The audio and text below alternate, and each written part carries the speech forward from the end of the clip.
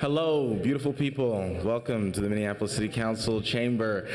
My name is Jeremiah Ellison, and I am the Vice Chair of the Economic Development and Regulatory Services Committee.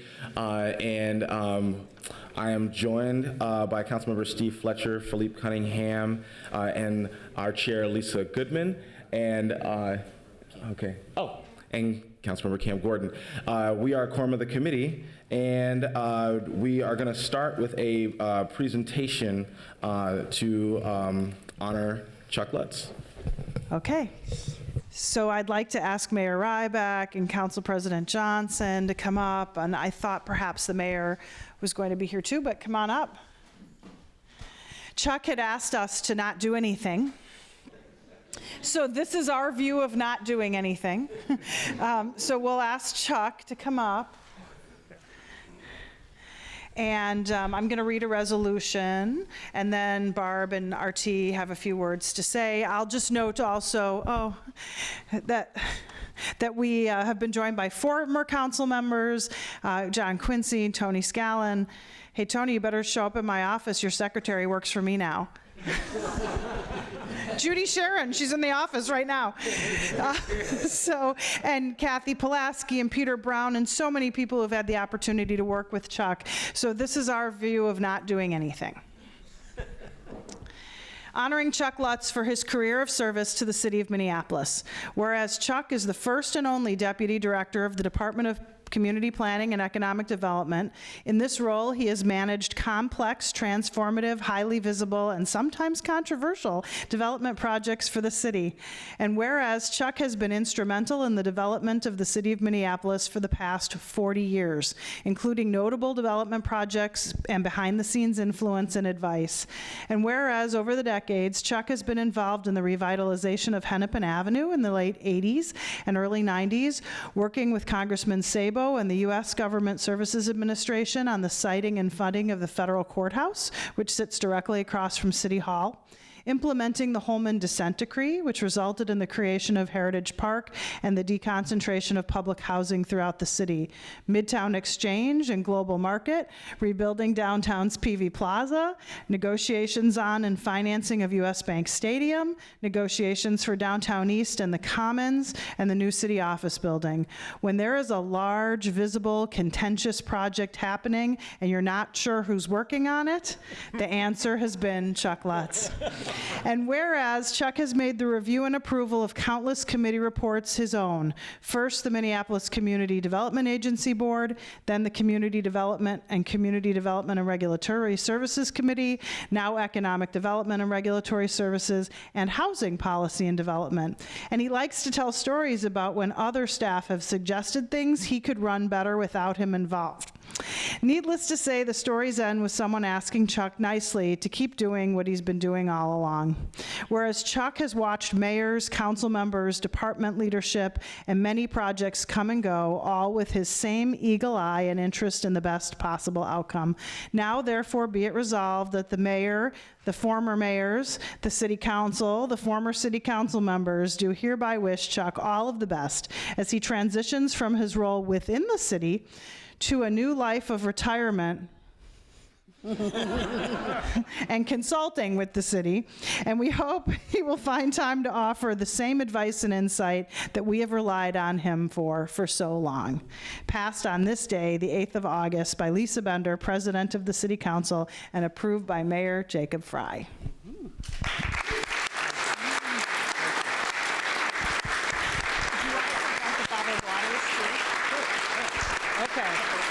Let Barb go first. So, we're going to have the former mayor speak and the former city council president and the mayor, and then we're going to present the Father of Water statue. And I know there are lots of former council members here. If you could stand up and be recognized, that would be great. Steve Kramer, Sally Howard, Tony Scallon, John Quincy, thank you for being here today. I'm going to pass this down. Sure. I'll let you have a real mayor in a second. But very quickly, in 1980, a very scared kid walked into City Hall with the assignment to help cover City Hall for the Star Tribune. And I walked in and I had to cover these intimidating characters like Barb's mom, Alice Rainville, Tony Scallon, who was a book in himself, Sally Howard, and Steve Kramer. And it was incredibly complicated. How does the city work? And really, the first person who explained how development works in this city was Chuck Lutz in 1980. I've had about 12 careers since then, but over that huge arc, Chuck has really been the single most significant continuous thread from the period in which cities were absolutely on the ropes and people were saying cities in America are dying, to the time now where cities are leading. And in that entire time, Minneapolis was always seen as ahead of the curve. There are a lot of factors for that, but the number one piece of connective tissue has been Chuck Lutz.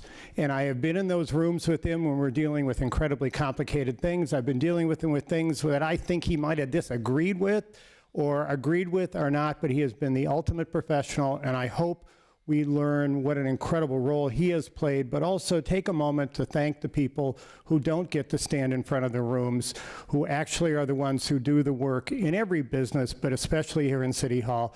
And Chuck, I think you just completely exemplify what public service is about. Thank you.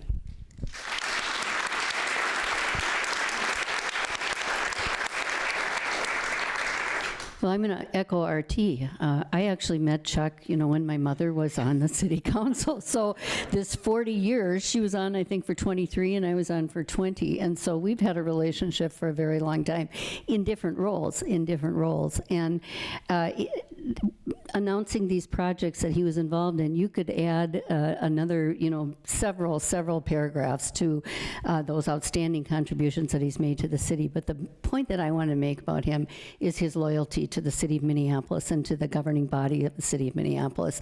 It's been really a pleasure to always know that he had your back, that his number one concern was the success of the city of Minneapolis. And so I just want to say, retirement is really nice, Chuck, so don't get into too much of that consulting.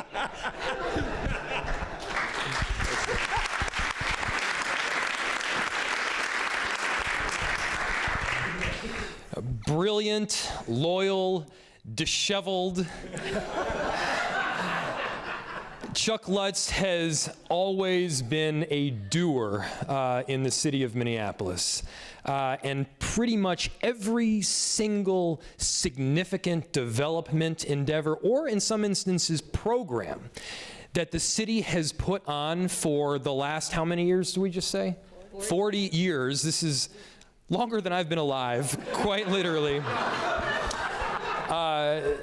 Chuck has been a part of it. He has been a mentor to me. He's been a colleague, and his name has kind of reached, I would say, legendary status at City Hall. I vividly remember talking. I had been in office as a city council member maybe a couple of years, and I believe it was Sarah Lopez actually said, "Who is this Chocolates that I keep hearing about?" I keep hearing about Chocolates, and nobody will tell me who this nickname belongs to. Of course, it was Chuck Lutz. No, Chuck, we are going to miss you, but something tells me that you are not going to be gone at all. Chuck is the kind of person that will gladly accept every single endeavor, jump in with 2 feet. Yes, probably complain about it a little bit along the way, but always, always, always gets the job done. That is emblematic of everything that the city should be pushing for, and I cannot be more proud, along with my city council colleagues and former mayor and former council president, to present you with the Father of Waters statue for your 38 years of excellent service. Thank you.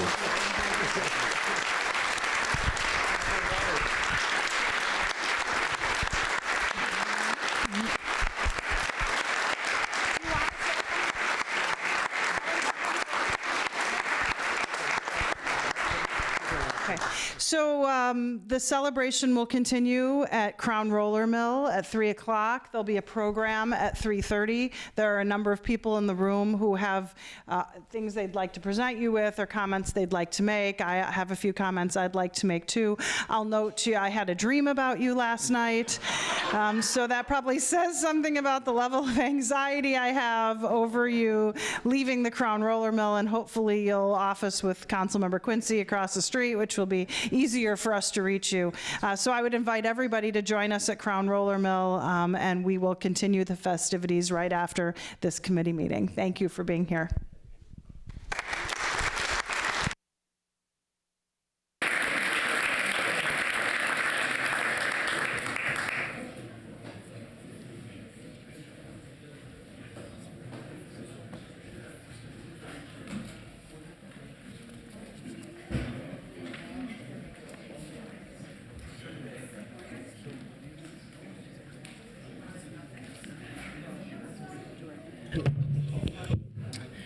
We'll start with our public hearing agenda, which is item number 2, Olive and Lamb Eatery. Get right into it. Thank you, Madam Chair, committee members. My name is Craig Eliason, District Supervisor in Business Licenses, and I'm presenting an application on behalf of Lead License Inspector Christina Steester from Olive and Lamb Eatery, owned by M&M Food Service, LLC. The business will be located at 2424 University Avenue Northeast in Ward 3. The applicant is applying for an on-sale wine with strong beer license with no live entertainment. This location was previously licensed as a restaurant and grocery store by Marina Grill and Deli, which closed earlier this year. The hours of operation for both interior and exterior will be from 10 a.m. to 11 p.m. daily. They will have indoor seating for 60 patrons and outdoor seating for 12 patrons on a patio located on private property.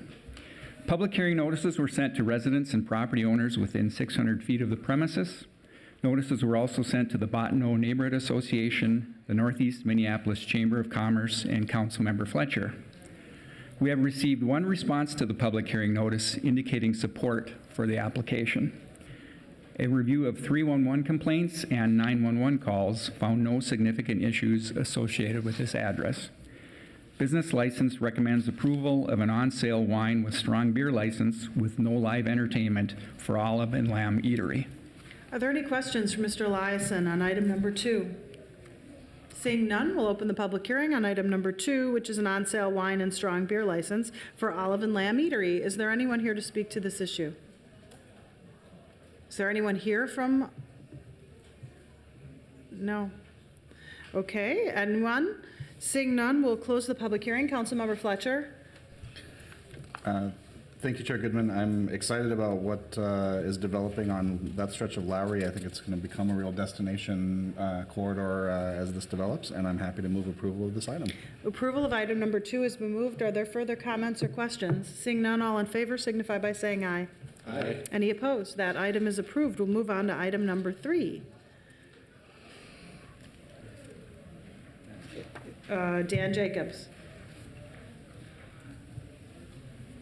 Mr. Jacobs, welcome. Thank you. Thank you, Madam Chair, committee members. My name is Dan Jacobs. I'm a licensed inspector assigned to 2nd Precinct. I'm representing an application of Cosmic Bean Dispensary, LLC, doing business as Cosmic Bean Dispensary. They're located at 1315 4th Street Southeast in Ward 3. Cosmic Bean Dispensary is requesting to add a sidewalk cafe, and they are also requesting an extended hours license. Total seating for the sidewalk cafe will consist of 4 tables and 8 chairs. There will be no entertainment or outdoor speakers on the sidewalk cafe. The design plan for the sidewalk cafe has been approved by City of Minneapolis Public Works Transportation Division. They are also requesting an extended hours license. Their current allowable hours of operation are 6 a.m. to 10 p.m. Sunday through Thursday, and 6 a.m. to 11 p.m. Fridays and Saturdays. They are requesting to operate the restaurant and the sidewalk cafe from 6 a.m. to 2 a.m., 7 days per week. Notices of this public hearing were sent to residents and property owners within 300 feet of the premises. Notices were also sent to Marcy Holmes Neighborhood Organization, Dinkytown Business Association, and Councilmember Fletcher. We have not received any responses. A security plan has been reviewed and approved by Minneapolis Police Department's 2nd Precinct. A review of 311 calls and police calls found no significant issues concerning this establishment. Business licensing recommends approval of the Sidewalk Cafe license and extended hours license for Cosmic Bean Dispensary. Thank you, Mr. Jacobs. Are there any questions for staff on item number 3? Seeing none, thank you for your report. We'll open up the public hearing on item number 3, which is an extended hours of operation license as well as a sidewalk cafe for Cosmic Bean Dispensary. Is there anyone here to speak to this issue? Anyone? Anyone? Seeing none, we'll close the public hearing. Councilmember Fletcher. Thank you, Chair Goodman. I think the commercial corridor in Dinkytown is a perfectly logical place for some outdoor seating and extended hours. I'll move approval. Approval has been moved of item number 3. Further comments or questions? Seeing none, all in favor signify by saying aye. Aye. Any opposed? That item is approved. We'll move on to the Lindale Tap House. Mr. Ismail, welcome. Thank you, Madam Chair and committee members. My name is Mohammed Ismail. I'm a lead licensed inspector assigned to 5th Precinct. I'm presenting an application from East West LLC doing business as the Lindale Tap House located at 2937 Linden Avenue in Ward 10. The Lindale Tap House currently has an on-sale liquor license with Sunday sales, no live entertainment. The current owners of the Lindale Tap House has been in this location since April of this year. They are requesting to upgrade their entertainment from no-live entertainment to general entertainment. The applicant intends to provide live music with 1 to 2 musicians and over dancing on Thursdays. The hours of operation will stay the same. Notices were sent to the residents and property owners within 600 feet of the premises. Notices were also sent to Whittier Neighborhood Alliance, the Lynn Lake Business Association, and Council President Lisa Bender. We have received 1 response which supports the entertainment upgrade. A review of 311 and police calls found no significant issues concerning this establishment. The Licensing and Consumer Services Division recommends approval of entertainment upgrade for the Lindale Tap House. Thank you. Thank you for your report. Are there any questions for Mr. Ismail? Seeing none, thank you. We'll open the public hearing on item number 4, which is an application for a general entertainment license for on sale and Sunday sales for the Lindale Tap House. Is there anyone here to speak to this issue? Anyone? Anyone? Seeing none, we'll close the public hearing. Councilmember Fletcher. I'll move approval of this item as well. Approval of item number 4 has been moved. Further comments or questions? Seeing none, all in favor signify by saying aye. Aye. Any opposed? That item is approved. Before we move to item number 5, I want to move the consent agenda. The consent agenda consists of a number of items, including liquor license approvals, gambling license approvals and renewals, accepting grants, setting a public hearing, and setting a second public hearing, as well as move the receive and file item, which is the Minneapolis Animal Care and Control Appointments Report. Are there any items anyone would like to pull up to item 13? So items 7 through 13. Anyone? Seeing none, on the motion to approve the consent agenda, all in favor signify by saying aye. Aye. Any opposed? That item is approved. We'll then move on to item number 5, which is the license fee schedule. Micah, welcome. Thank you, Madam Chair.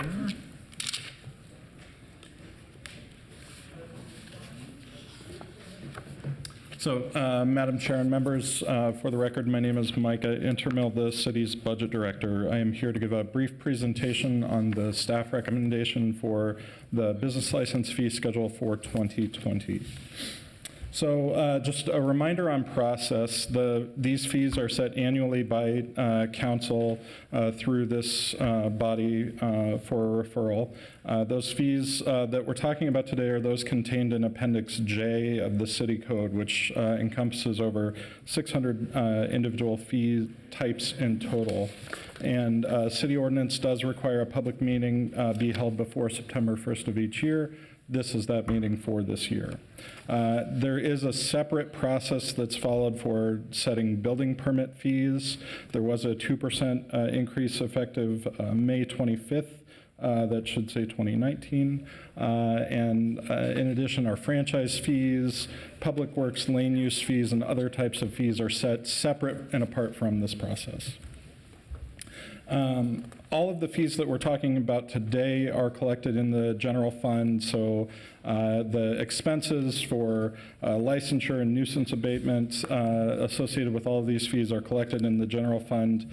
So if the revenues that we collect associated with those activities aren't enough to cover those expenses, the way that city finances work, that means the property tax makes up the difference. And right now, that gap is about $13 million. So when we look across different fee types ranging from pollution control to animal control, rental housing, health inspections, and business licensing, in general, we recover about 56% of those expenses through fees, leaving 44% to be picked up by property taxes, and that's the $13 million I referenced earlier. The recommendation for 2020 is to maintain current licensure structures, and so increasing most fees by 2% just to continue to keep pace with inflation, and rounding that 2% increase to the nearest $5 increment. And so just the way the rounding works, when you look at the staff recommendation, you'll see some fees see a 3 or 4% increase, but in all cases where that 3 or 4% exists, no fee increase is more than $5. So the last point here is that, I think finance and property services staff, myself and other leaders in my department see a need to continue to look at some of our fee structures, and are committed to working with our colleagues in CPED, regulatory services, and the health department to make sure that the city is most fairly and equitably recovering the costs associated with this licensure and regulatory activity. Are there any questions for Micah on this report? So I had a question earlier today. Were there some fees that just under $100 we just did not increase? Did I read that correctly? That's correct. So with the, Madam Chair, with the rounding to $5, so say a fee is set at $100, a 2% increase would be $2, and so when we round, that drops back down to $100. And so, for ease of simplicity, so that the city isn't charging a $102 fee or a $157 fee, we're just rounding to the nearest $5 increment for simplicity's sake. And just to note, the reason I asked that question is because a woman reached out to me and said it's not fair that my increase wasn't 2%, my increase was 4%, and another business like mine is getting no increase. And as I looked at the report, it was clear to me that anyone under $100 basically didn't get an increase, and those are because those are single people just getting one license, or it's at a fee level at which we wouldn't increase the fee anyway, whereas the larger ones we would. So I was satisfied by reading the report, and I did copy you on the email that I had sent her also. So I'm comfortable with that. Otherwise, if we had raised a $35 fee, 5%, it would have been a much larger percentage, and that was her point. Yep. Are there any further questions for Micah on his report, which is item number 5? Seeing none, we'll open the public hearing on item number 5, which is approving the 2020 license fee schedule with increases to the current 2019 license fee schedule. Is there anyone here to speak to this issue? Anyone? Please step forward and state your name and address for the record. Hi, my name is Blaine McCutcheon, and I operate in the downtown corridor. What is your address, sir? 811 LaSalle is my, I call it a commissary kitchen.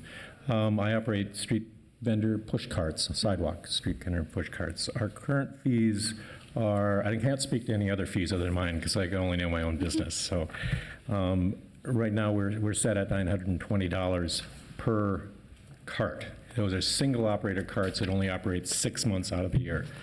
We can extend a couple of days here or there depending on the weather.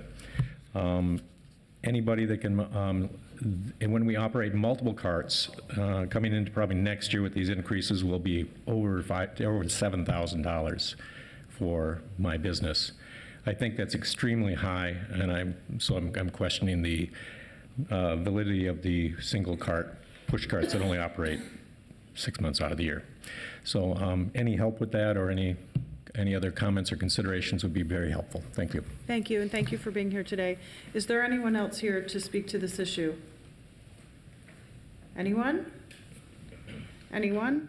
Seeing none, I am going to move the license fee schedule, but remove the street cart, push cart category, and ask staff to review whether or not we're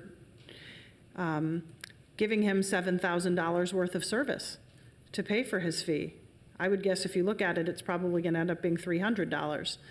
So I think she paid to show up today because that looks like an anomaly in the plan to me, and I would urge Micah as well as to work with the regulatory staff to explain to us what they do for $7,000 for a guy who's pushing hot dogs around downtown.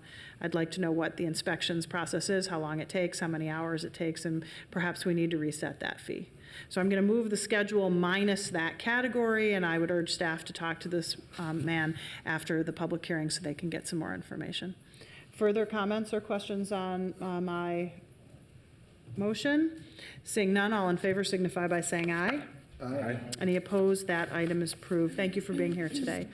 We'll move then on to our last item, which is the tobacco product shops ordinance that Councilmember Cano has been working so hard on.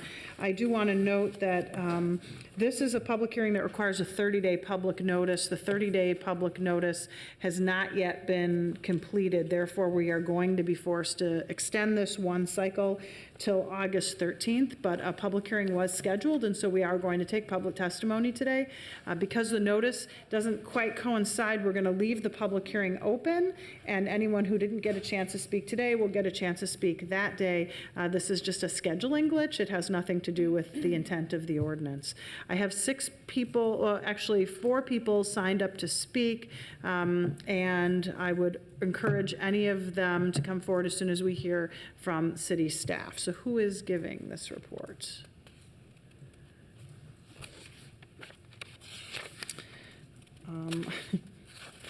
Is there a staff report? I mean, Councilmember Cano, is Lindsay Silas here?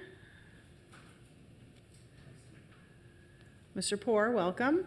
Chairman, Lindsay is not here. I think that the impression was that it was going to be, the staff report was not going to be delivered because it was going to be continued with the scheduling issue, the lack of synchronicity, if you will. Okay. That is an oversight on our part. I apologize. No apologize if it came down. I don't know if it makes sense to have the chair go forward with it, how she wants to proceed, but I can try and get staff over if you'd like, but I think No, that's okay. Councilmember Cano, would you like us to just take public testimony today and then have a full staff report on the 13th? Is that acceptable? Yeah, that would be great. Okay. Yeah, thank you. Great. Chairman Goodman, if I may, you may want to explain to people here today why there was a noticing the 2 different processes. So we have kind of the land use and the health side, I think. Go ahead and explain that, Mr. Well, Moore, I was if just you going to would. say, we're doing so under the land use side, for those who are coming down here, there's a zoning land control issue around where you can sell different types of tobacco. We're investigating spacing requirements. There's a public health side that I would imagine a lot of people involved with this issue previously are well aware of. There's 2 different regulatory frameworks. They have 2 reporting committees. They have different noticing requirements. And so there was just a slight lack of synchronicity here, although I do see we're joined by the staff person, Lindsay Wallace, today. But so I don't know if that suffices if you want to have a brief staff Let me ask synopsis or not. Ms. It's Silas, right? Silas, yes, I've she's got the memo new on name. that. That's right. My apologies. Ms. Silas, would you be willing to defer a report today to go on the 13th, or would you like to give your report today? I think we would like to defer the report to the 13th to give the report at that time, at which time everyone will be able to give public testimony and the committee can have all the information at the same time. Okay, thank you very much. There's so many lovely people here today. I do want to give them an opportunity to speak. They took time off of work or otherwise to be here today. And so if that's okay with the committee. There's only 4 people signed up. So Madam then Chair, if I maybe they'll may. come to celebrate Chuck afterwards, because they'll be done early, and they've sat through that too. Madam Chair, you may want to explain if a question may arise if they testify today, would that forego them Yes, being I would able to not be testify another excited time? about people testifying twice over the same thing that's going to pass. No, I don't think that's a good idea. But since 4 people did sign up, Bruce, Darrell, Jean, and Ms., and then I can't read the rest of it. I would invite you to come up now. If you'd like to testify on the 13th, that would be okay too. Are you Bruce? Good afternoon, Madam Chair and council members. My name is Bruce Gregoire. I'm a proud resident of Ward 2 in Minneapolis. It's nice to see Councilor Gordon here. I'm a third-year medical student who is also a board member of the Twin Cities Medical Society and a member of the Policy Council of the Minnesota Medical Society.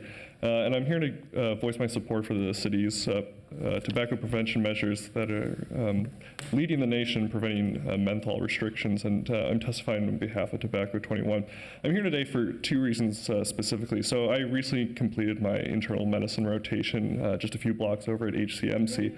And while I was there, I saw firsthand with the eyes of a new trainee the effects of tobacco. I'm talking about things like COPD and lung cancer. And I think seeing the devastating effects of tobacco through those eyes, I've become quite galvanized at speaking out against the dangers of tobacco. I'm also here to speak today to support the common sense tobacco licensing and spacing rules to keep menthol out of our vulnerable neighborhoods and away from the kids of this city. Despite all of our progress, smoking remains to be the leading cause of preventable death and disease in this nation. We still face the tremendous health-related disparities related to tobacco use in this country. Our state and nation are also facing what the U.S. Surgeon General calls an epidemic of teen nicotine addiction. If you open up any newspaper these days, I'm sure you'll see many stories related to this. Our work to address tobacco addiction is not finished, and we know that many of these flavored products, including menthol, are a huge factor when it comes to tobacco use amongst kids and populations of color in this nation. The goal of restricting menthol tobacco sales to adult-only shops is to reduce the youth exposure to the marketing of menthol products and to put these highly addictive products further out of reach of those who are most likely to be targeted by the tobacco industry. However, as the city's tobacco density report found, there's still a disproportionate concentration of tobacco shops in neighborhoods that have higher rates of poverty and residents of color. This is a shameful trend that continues the tobacco industry's long history of efforts to target communities that disproportionately bear the brunt of tobacco-related disease.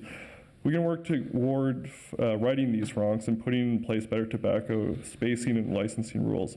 I'd like to thank you all for making Minneapolis a city that puts health above profits. I hope you will continue the strong work and legacy that the city has in fighting the tobacco industry by supporting Councilmember Cano's spacing proposal as an important first step towards progress in our efforts to rid the city of tobacco addiction. Thank you for your time.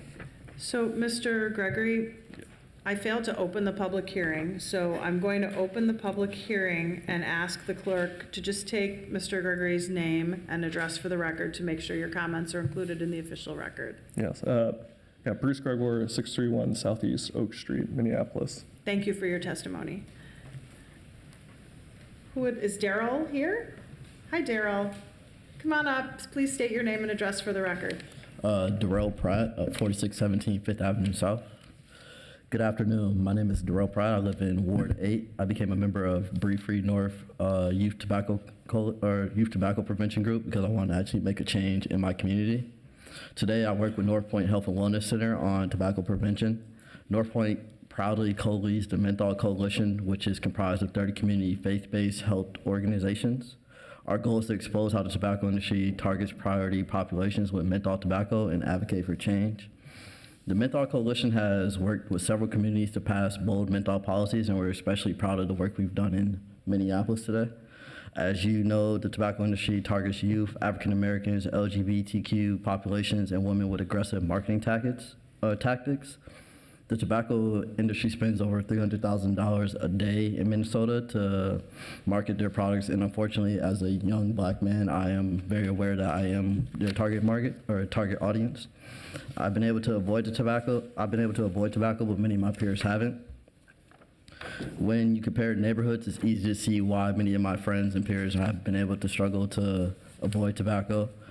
I was born and raised in South Minneapolis, but spent some time going to schools in the suburbs. And one thing I have noticed is the different marketing tactics that the tobacco industry uses compared to the places I live, compared to the place I lived to where I actually went to school.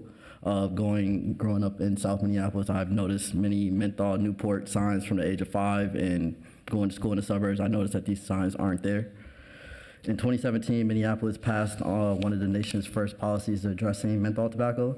These bold actions were supposed to keep menthol tobacco out of our neighborhood stores, and instead these stores have put up somewhat of walls or flimsy walls that somehow made them into tobacco stores. I still see a lot of people today, especially teenagers, using menthol tobacco every day. The minty flavor of menthol makes it easier to smoke and harder to quit. And I still see far too many people in my neighborhood that look just like me being affected by this. Please stand up for the kids and people of color by continuing to strengthen Minneapolis tobacco licensing and rules to protect the menthol tobacco code or ordinance. Thank you for your time. Thank you for being here today. Is Jean here? Welcome. Please state your name and address for the record. My name is G. Nichols, 5910 David Court, Shoreview, Minnesota. Good afternoon, Madam Chair and City Council members. I'm here to represent the work that I did along with my change agents or educators on behalf of the African American Leadership Forum. I am here in support of the proposal to require a 3,000-foot between tobacco shops in Minneapolis. The African American Leadership Forum is a community-based organization to address the use of flavored tobacco, menthol in particular, in order to improve the health of African Americans in the Twin Cities region. Between 2015 and 2017, we conducted a state health improvement partnership granted study to investigate the impact of menthol tobacco on the African American community. We found 84% of African American smokers in the metro area smoke menthol tobacco, and 72% of them agreed that menthol makes it harder to quit. The tobacco industry has spent decades targeting us, as you previously heard, by handing out Newports in black neighborhoods, sponsoring events like the Cool Jazz Fest, and blanketing magazines like Jet and Ebony with menthol tobacco ads. Now many members of my community cannot stop smoking, even though the majority of adults want to quit.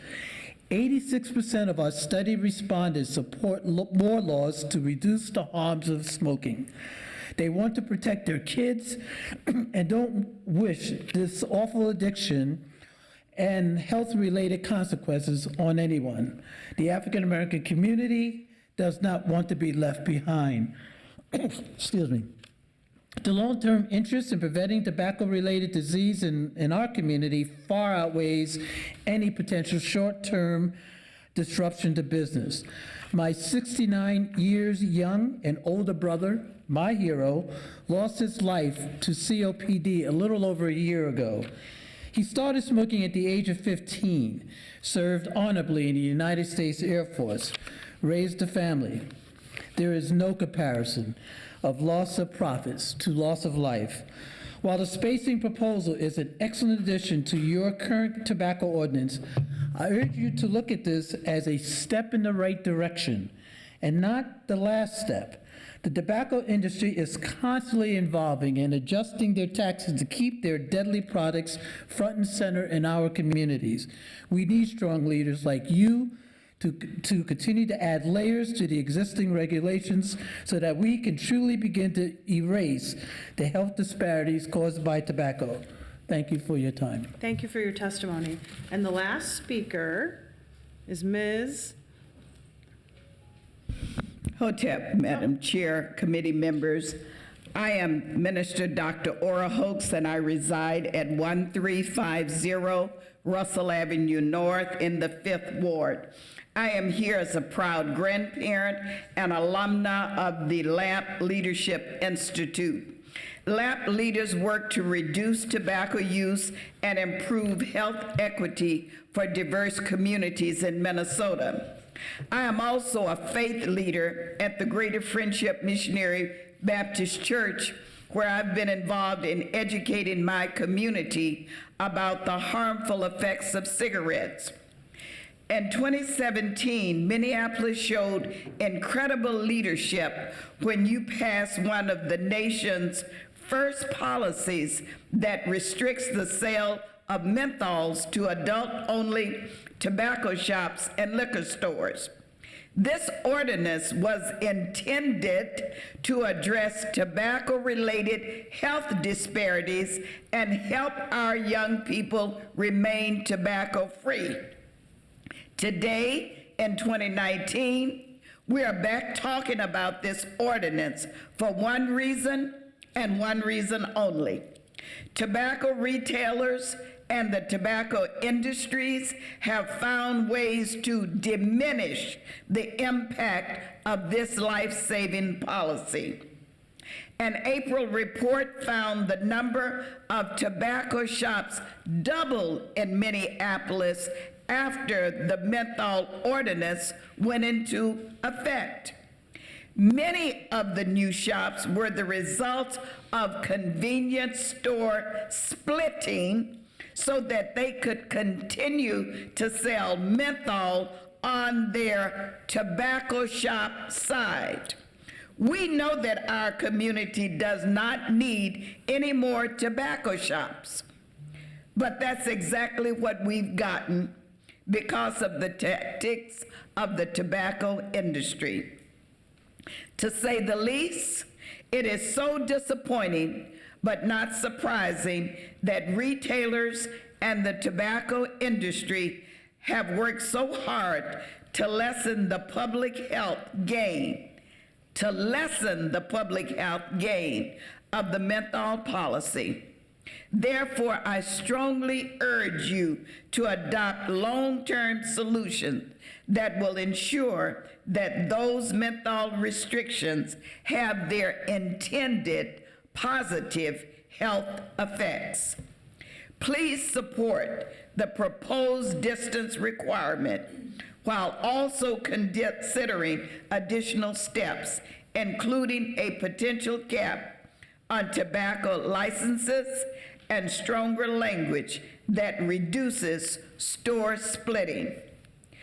Doing nothing is simply not an option in the face of an industry, tobacco, that continues to push their deadly, addictive products on our community. Asante Sana, and thank you for this opportunity. Thank you for being here today.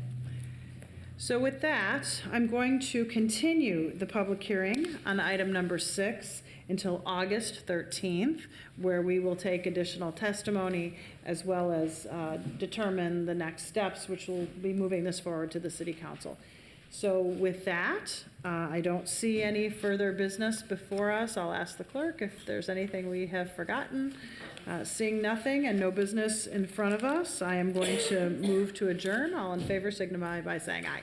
Aye. Any opposed? We are adjourned. Thank you.